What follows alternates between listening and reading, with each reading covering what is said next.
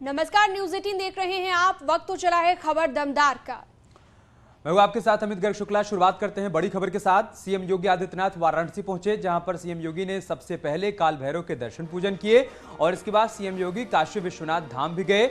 यहां सीएम योगी ने बाबा विश्वनाथ की पूजा अर्चना की और काशी विश्वनाथ कॉरिडोर का निरीक्षण किया। इसके बाद सीएम योगी आदित्यनाथ भगवान बुद्ध की प्रथम उपदेश स्थली सारनाथ में पहुंचे और वहां पर बुद्धा थीम पार्क में आयोजित सद्भावना समारोह में शिरकत की।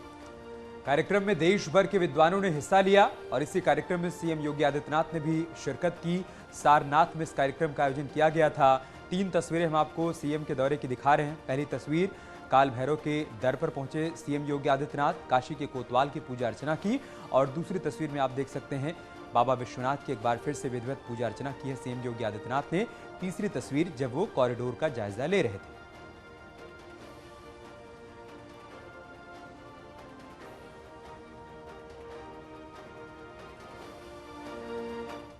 और चलिए आगे बढ़ते हैं, लखीमपुर खीरी की बात करते हैं। डिप्टी सीएम ब्रजेश पाठक लखीमपुर खीरी पहुंचे और गोला गोकर्णनाथ विधानसभा उपचुनाव के लिए जनसभा को संबोधित किया।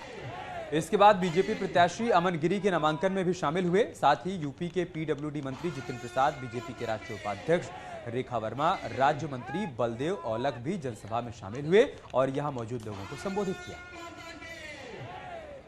आज गोला विधानसभा के उपचुनाव में अमन गिरी जी को जिताने के लिए हम लोग आए हैं और बड़ी संख्या में लाखों लोगों ने जनसभा में भाग लिया है और ये अरविंद गिरी जी के प्रति सच्ची श्रद्धांजलि है। सभी लोगों ने हाथ उठाकर वादा किया है कि कमल चुनाव चिन्ह के आगे बटन दबा करके अमन गिरी जी को ऐतिहासिक वोटों से जिताएंगे। सपा सांसद सर वर्ग ने इधर गाजियाबाद में 3 तलाक का मामला सामने आया है। पीड़िता का आरोप है कि दहेज में बाइक नहीं मिलने पर पति ने उसे फोन पर तलाक दे दिया। तो पीड़िता का यह भी आरोप है कि दहेज की मांग न पूरी करने पर ससुराल वालों ने उत्पीड़न किया। महिला ने पति समेत 5 लोगों के खिलाफ रिपोर्ट दर्ज कराई है। मामला थाना कोतवाली के कैला भट्टा इलाके का है। पुलिस का कहना है कि पीड़िता की शिकायत पर केस दर्ज कर लिया गया है और जल्द ही आरोपियों को गिरफ्तार कर लिया जाएगा। ये मुझे परेशान रख रहे हैं। ये मेरी जब से शादी हुई है ना, मेरे माँ बाप ने सब कुछ दिया है, लेकिन एक बस गाड़ी नहीं दी उन्होंने। तो वो ये कहते हैं कि गाड़ी लेकर आ, गाड़ी की डिमांड करते हैं। मेरे माँ बाप के साथ बदतमीजी की, मार पिटाई करी मेरे साथ में भी और मुझे भगा दिया। उन्होंने कह दिया कि यहाँ से भग जा। 3 तलाक दे दिया उन्होंने। कह दिया कि तू मुझे अच्छी नहीं लगती, मैं तुझे छोड़ाऊँ, मैं कहीं और शादी कर लूँगा। देखिए, रुबीना नाम की महिला है, थाना कोतवाली पर इन्होंने एक लिखित शिकायत दी जिसमें 3 तलाक और दहेज संबंधी अन्य शिकायतें भी अंकित थी। इसी के आधार पर पुलिस द्वारा तत्कालिक रूप से एफआईआर पंजीकृत कर सुसंगत धारा में अभियोग पंजीकृत कर लिया गया है तथा फिलहाल में अभियोग विवेचनाधीन है। इस संबंध में अग्रिम वैधानिक कार्रवाई पुलिस द्वारा की जा रही है। चलिए आगे बढ़ते हैं। सुल्तानपुर में पूर्वांचल एक्सप्रेस वे पर बड़ा हादसा हो गया और इस हादसे में 4 लोगों की मौत हो गई। जानकारी के मुताबिक बीएमडब्ल्यू और कंटेनर में भिड़ंत हुई है और 4 लोगों की मौत हुई है। हादसे के बाद मौके पर चीख पुकार मच गई। एक्सप्रेसवे पर भीषण जाम लग गया। हादसे की सूचना मिलते ही पुलिस टीम मौके पर पहुंची। ये हादसा इतना भीषण था कि कार पूरी तरीके से चकनाचूर हो गई। यह हादसा हलियापुर थाना क्षेत्र में हुआ, जहां पर पूर्वांचल एक्सप्रेसवे के माइलस्टोन 83 पर पिछले दिनों तेज बारिश के चलते सड़क धंस गई थी और आनन फानन में सड़क को दुरुस्त तो करवा दिया गया था, लेकिन सड़क खराब होने के चलते यहां गाड़ियों का आवागमन एक ही तरफ से किया जा रहा था। वहीं सीएम योगी ने हादसे का संज्ञान लेते हुए दुख व्यक्त किया। से टकरा जाने के कारण तो इस विषय में यहाँ पर देखा गया काफ़ी हाई स्पीड एक्सीडेंट लग रहा है और वो कोई इसमें सर्वाइवर नहीं है। अब उनके उसको पोस्टमार्टम और उसकी कार्रवाई के लिए डॉक्टर को निर्देशित कर दिया गया और उनकी परिजनों से संपर्क किया गया है ताकि उनको अन्य कोई असुविधा ना हो। इसके लिए संबंधित अधिकारियों को निर्देश दिया गया है कि उनके साथ कोऑर्डिनेट करके आगे कार्रवाई करें। और हमारे यूपीडा के सिक्योरिटी ऑफिसर साहब भी यहाँ पर उपस्थित हैं, वो इसका पूरा समीक्षा करके इस विषय में जांच करके उचित कार्रवाई करेंगे। मुजफ्फरनगर की भोपा थाना क्षेत्र में उस वक्त हंगामा खड़ा हो गया जब स्कूल बस ने 4 साल के मासूम को कुचल दिया। हादसे में मासूम बच्चे की मौके पर ही दर्दनाक मौत हो गई, जिसके बाद गुस्साए ग्रामीणों ने बस और चालक को पकड़कर जमकर हंगामा किया। सूचना मिलने के बाद पुलिस पहुंची, कार्रवाई का आश्वासन दिया और लोगों को शांत करवाया है। बच्चे के शव को पोस्टमार्टम के लिए भिजवा दिया गया। सुबह एक स्कूल बस से एक छोटे बच्चे की दुखद मृत्यु हो गई एक्सीडेंट में। इसमें बॉडी को भेज दिया गया है पोस्टमार्टम के लिए। बस को जिससे एक्सीडेंट हुआ है उसको कब्जे में ले लिया गया है। जो ड्राइवर था उसको गिरफ्तार कर लिया गया है। बाकी मुकदमा लिख करके आवश्यक विधिक कार्रवाई की जा रही है। तो उधर आगरा में एक बेकाबू कैंटर ने सवारियों से भरी बस को टक्कर मार दी और हादसे में बस में सवार 12 लोग घायल हो गए। यह हादसा सैया इलाके में टोल के पास हुआ। बस ग्वालियर जा रही थी, तभी ओवरटेक करने के चक्कर में कैंटर ने बस को टक्कर मार दी। पुलिस ने आरोपी कैंटर ड्राइवर को गिरफ्तार कर लिया है।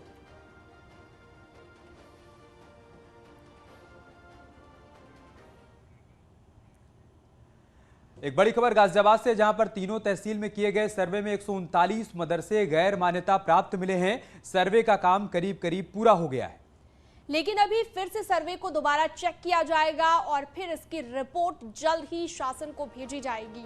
सदर, लोनी और मोदीनगर तहसील में किए गए सर्वे में पता चला है कि लोनी में 76 मदरसे गैर मान्यता प्राप्त पाए गए। उधर मोदीनगर तहसील में संचालित गैर मान्यता प्राप्त मदरसों की संख्या 5 है। तहसील सदर क्षेत्र की बात की जाए तो यह संख्या 58 है। जिला अल्पसंख्यक कल्याण अधिकारी ने बताया कि जिले में 228 मदरसे मान्यता प्राप्त हैं। इनसे अलग जो मदरसे संचालित हो रहे हैं, इसके अलावा जिलों में जो भी मदरसे संचालित हो रहे हैं वो गैर मान्यता प्राप्त हैं और जल्द ही इन पर कार्रवाई भी की जाएगी। सर्वे हुआ है, अभी तक 139 गैर मान्यता प्राप्त मदरसे चिन्हित किए गए हैं। चूंकि टाइमलाइन अभी बढ़ गई है, 20 तारीख तक है, तो अभी हम लोग एक बार फिर से एक्सरसाइज कर लेंगे कि कहीं कोई छूटा तो नहीं है। लोनी में 76 है, सदर में 58 है और मोदी नगर में। ये मैंने ज़मीन ख़रीदी थी अपने पैसे से। मेरे वालिद वालदा गुज़र गए हैं, उनके नाम से ख़रीद के, और पहले इसमें मदरसा भी चलता था, मस्जिद भी चलती थी, नमाज़ें होती थी बराबर, अब भी होती है नमाज। लॉकडाउन शुरू होते ही जब सब मदरसे बंद हुए तो हमने भी बंद कर दिया, और फिर आगे चेक इन वैक इन के डर से हमारे पास पूरे कागज़ नहीं थे, इसलिए हमने तब से मदरसा ही नहीं चलाया। मुलायम सिंह यादव के निधन पर शोक जाहिर करने के लिए सैफई में सभी पार्टी के नेताओं के पहुंचने का सिलसिला अभी भी जारी है। शुक्रवार को भी कई दलों के नेता सैफई में पहुंचे। यूपी विधानसभा की स्पीकर सतीश महाना ने अखिलेश यादव से मुलाकात कर शोक संवेदना व्यक्त की। उन्होंने रामगोपाल यादव, शिवपाल यादव से भी मुलाकात की। उधर गुजरात के पूर्व मुख्यमंत्री शंकर सिंह वाघेला ने भी सैफई पहुंचकर नेताजी के निधन पर शोक जताया। तो वहीं माकपा के वरिष्ठ नेता सीताराम येचुरी ने भी सैफई पहुंचकर शोक संवेदना जताई है।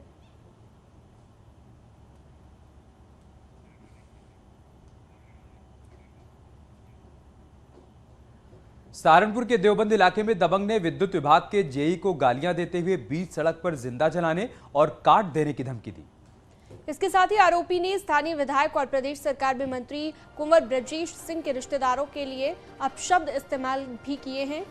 दबंग का ये ऑडियो लगातार वायरल है, जिसमें वो किसी भी मंत्री को पद से हटवाने की बात भी कर रहा है। जेई की शिकायत पर पुलिस ने मामला दर्ज कर लिया है और जल्द ही आरोपी की गिरफ्तारी का दावा किया जा रहा है। थाना बड़गांव में एक विद्युत विभाग के जेई ने तहरीर दी है, जिसमें कि उन्होंने एक व्यक्ति के खिलाफ उनको फोन पर धमकाने का आरोप लगाया है। इस पर पुलिस ने तत्काल मुकदमा दर्ज किया है। एफआईआर दर्ज कर व्यक्ति की जानकारी की जा रही है। फिलहाल वो व्यक्ति फरार है और पुलिस टीम उसके पीछे लगी है और शीघ्र ही साक्ष्यों के आधार पर उनके विरुद्ध कार्रवाई की जाएगी। झांसी में एक बार फिर से दबंगों का आतंक देखने को मिला, जहां पर एक पेट्रोल पंप पर दबंगों ने जमकर उत्पात मचाया। मामला मऊरानीपुर का है, जहां पेट्रोल पंप पर दबंगों ने पहले अपनी गाड़ी पर पेट्रोल भरवाया। जब पंप कर्मचारियों ने पैसे मांगे तब दबंगों ने उनको दौड़ा लिया, उनकी पिटाई कर दी। दबंगों की तस्वीर सीसीटीवी कैमरे में रिकॉर्ड हुई है। ये मामला 10 अक्टूबर का बताया जा रहा है।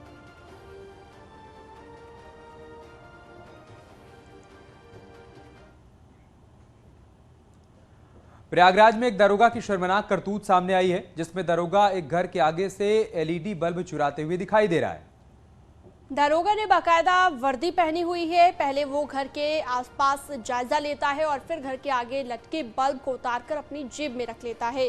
दारोगा की हरकत सीसीटीवी में कैद हो गई है। बताया जा रहा है कि आरोपी दारोगा फूलपुर थाने में तैनात है। हालांकि इन तस्वीरों के सामने आने के बाद पुलिस अधिकारियों ने चुप्पी साध ली।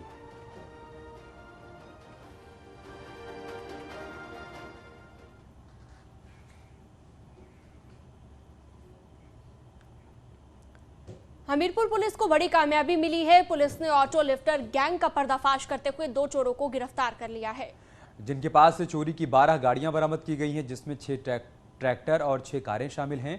ये गैंग अलग अलग जिलों में गाड़ियों की चोरी में शामिल रहा है। पकड़े गए दोनों चोर राठ इलाके के रहने वाले हैं। पुलिस चोरों के दूसरे साथियों की भी तलाश में जुटी हुई है।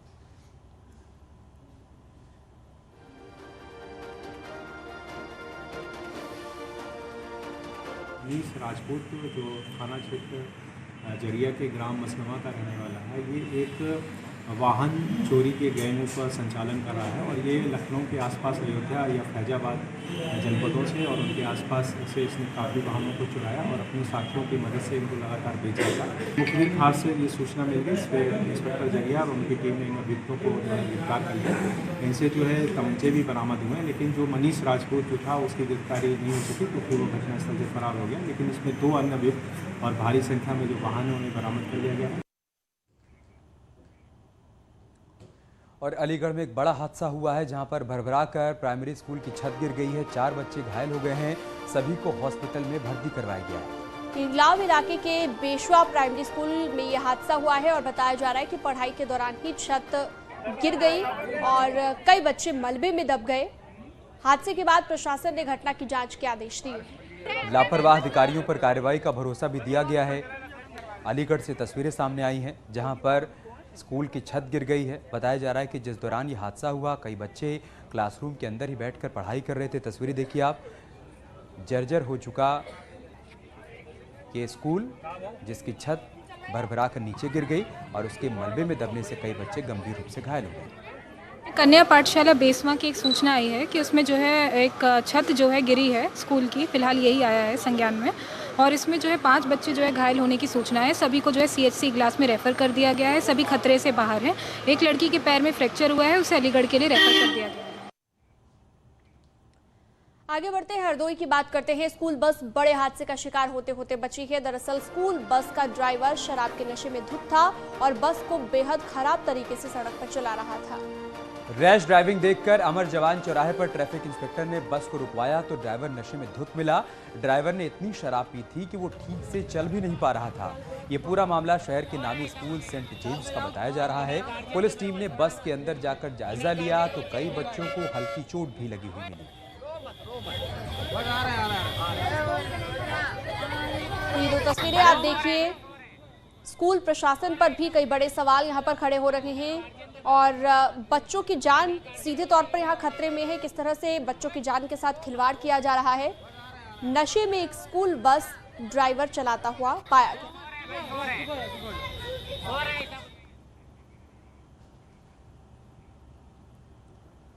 इधर कानपुर देहात के पुखराया इलाके में डग्गामार गाड़ी में धक्का लगाते हुए स्कूली बच्चों का एक वीडियो वायरल हो रहा है, लेकिन फिर भी इस मामले में अभी तक कोई कार्रवाई नहीं की गई है।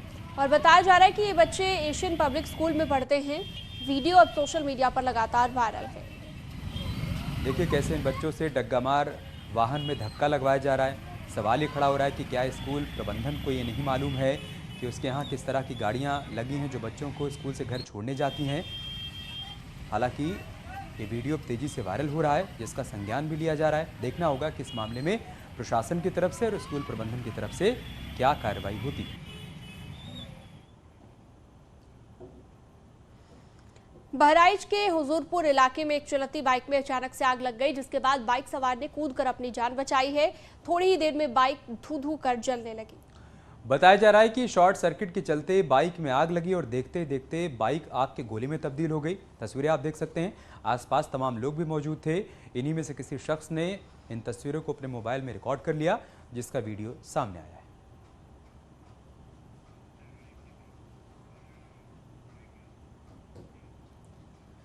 उधर सीतापुर में रफ्तार का कहर देखने को मिला, जहां पर एक तेज रफ्तार टैंकर सड़क किनारे एक होटल में घुस गया और होटल में बैठे 6 लोगों को उसने रौंद दिया।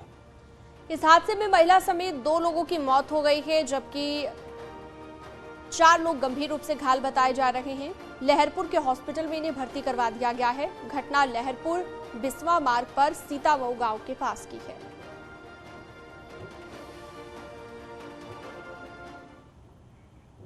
उधर कासगंज में विवाद के बाद 2 समुदायों में झड़प हो गई और इस दौरान दोनों तरफ से जमकर मारपीट की गई, तोड़फोड़ की गई। इस लड़ाई के बाद बाजार बंद कर दिया गया। बवाल के बाद भारी पुलिस बल की तैनाती की गई है। कोतवाली सोरो क्षेत्र के सोरो कस्बे का मामला है, जहां पर 2 पक्ष आपस में भिड़ गए और देखते देखते हंगामा होने लगा। इस कदर मारपीट हुई कि बाजार को बंद करवाना पड़ा।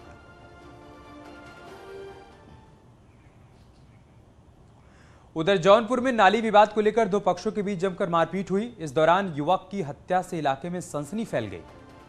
सूचना मिलने पर पहुंची पुलिस डेड बॉडी को कब्जे में लेकर पोस्टमार्टम के लिए भिजवाया गया और घटना के बाद सभी आरोपी घर का ताला बंद कर फरार हो गए। उनकी तलाश की जा रही है। ये मामला सुजानगंज इलाके के सर्वे मऊ का है।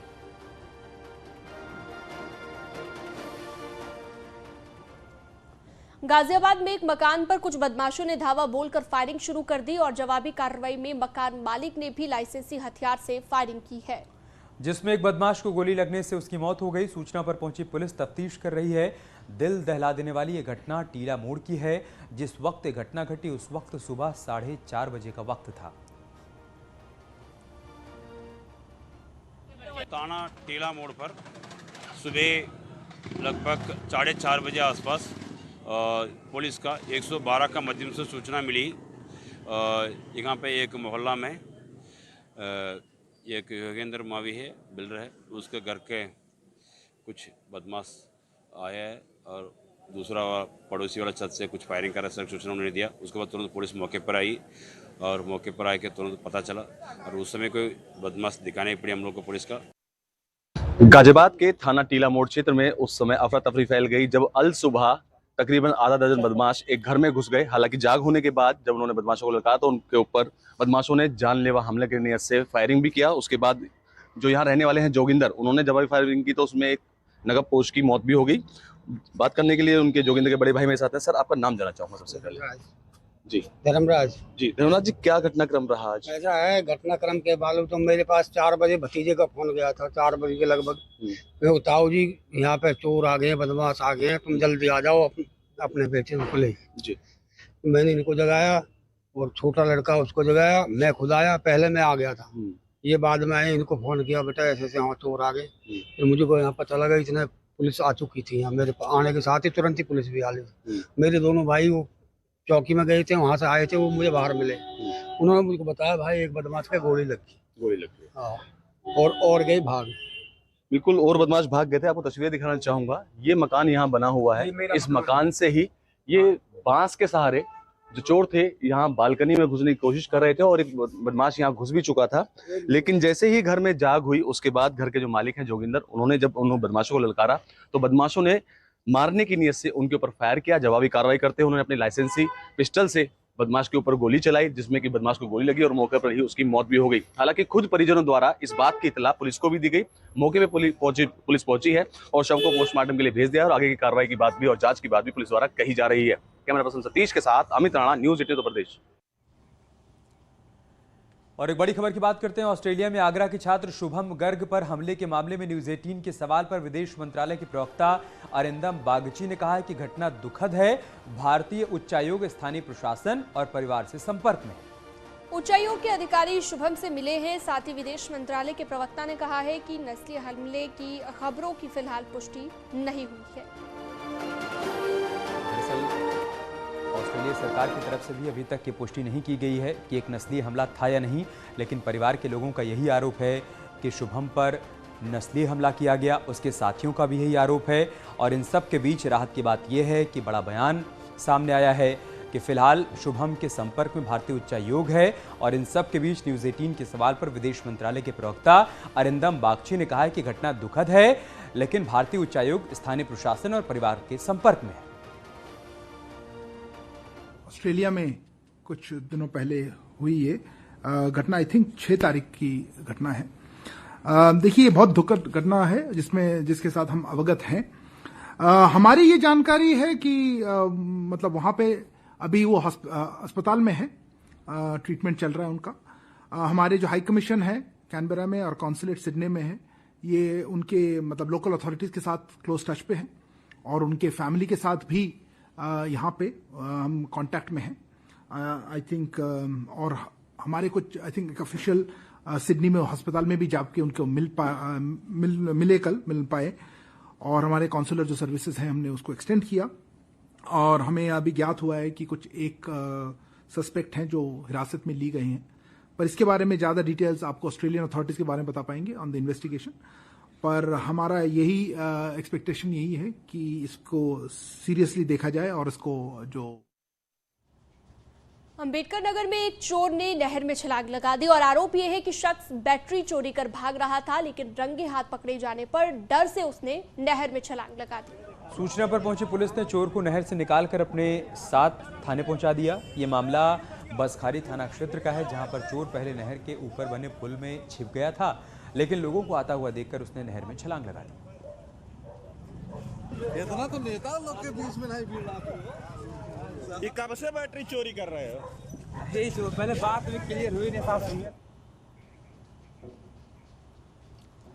बाढ़ और बेमौसम बरसात से यूपी के 18 जिलों के 1300 से अधिक गांव प्रभावित हैं। सड़कें तालाब में तब्दील हो चुकी हैं। पूरा गांव पानी से घिर गया है। लोग पूरे परिवार के साथ टेंट में शरण लेने के लिए मजबूर हैं। बाढ़ की विभीषिका ऐसी है कि मानो ये दर्द कभी नहीं मिटने वाला। लेकिन इन सब के बीच मुख्यमंत्री योगी आदित्यनाथ और उनके मंत्री खुद ग्राउंड जीरो पर हैं। सीएम ने हवाई सर्वे के साथ साथ पीड़ितों को राहत सामग्री का वितरण किया, तो वहीं अंबेडकर नगर के अधिकारी राहत पहुंचाने में शर्म महसूस करते हैं। ये तस्वीर भी सामने आई है।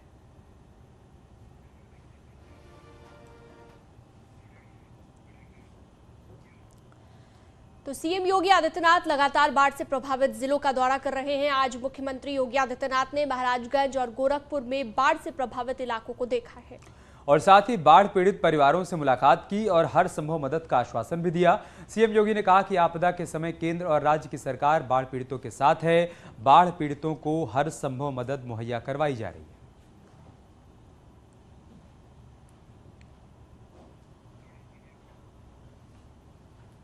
तीन तस्वीरें हम आपको दिखा रहे थे, महाराजगंज, गोरखपुर, सहजनवा, जहां पर सीएम योगी आदित्यनाथ ने बाढ़ पीड़ितों से मुलाकात की, उनको राहत सामग्री का वितरण किया और इस बात का भरोसा दिलाया कि मुश्किल की इस घड़ी में केंद्र सरकार, राज्य सरकार पूरी तरीके से बाढ़ पीड़ितों के साथ खड़ी है। उनको कोई दिक्कत, कोई परेशानी नहीं आने दी जाएगी।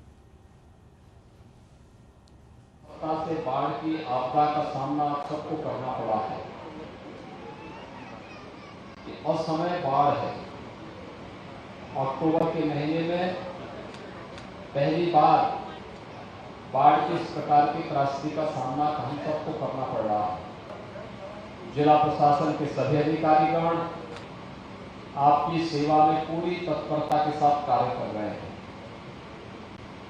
केंद्र और राज्य सरकार ने सभी पीड़ित परिवारों के लिए सभी प्रकार की सहायता के लिए पर्याप्त धनराशि और सामग्री हर जनपद को उपलब्ध कराया है। प्रदेश के अंदर असमय आई इस बाढ़ के प्रभावित जनपदों का दौरा कर रहा हूं और सभी प्रभावित गांवों में जाकर के पीड़ित जनों को राहत देने की एक व्यवस्था बनाने के कार्य के साथ लगा हूं।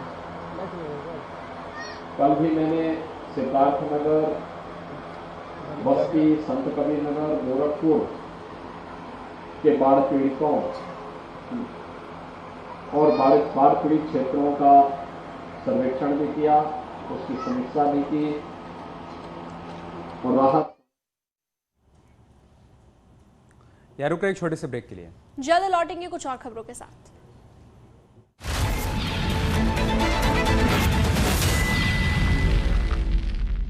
कम्युनिस्ट पार्टी के